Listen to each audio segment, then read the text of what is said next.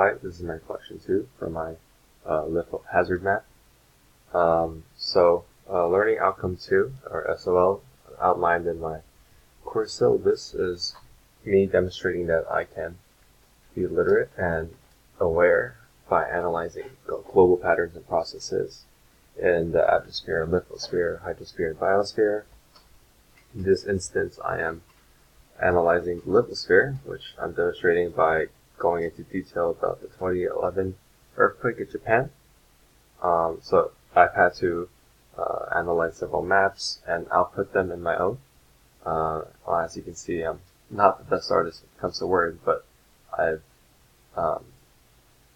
used the chart to show different areas of varying severities and shakings.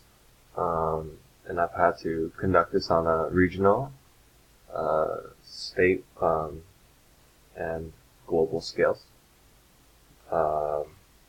In addition, I have chosen to do this particular artifact because I think that having to analyze this earthquake and depict it in my own words, in my own summary, and in my own maps shows that I am able to analyze this type of pattern.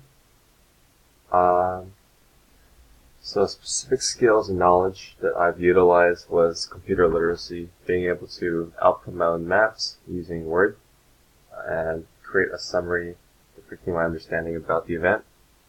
I also think that being able to research is a very important.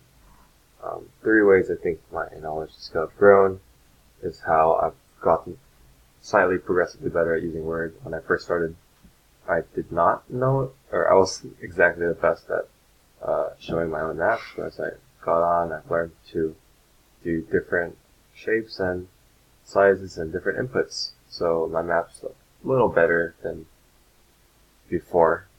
I've also had to look at research, which I think I got more efficient as I went on. And that's my reflection too.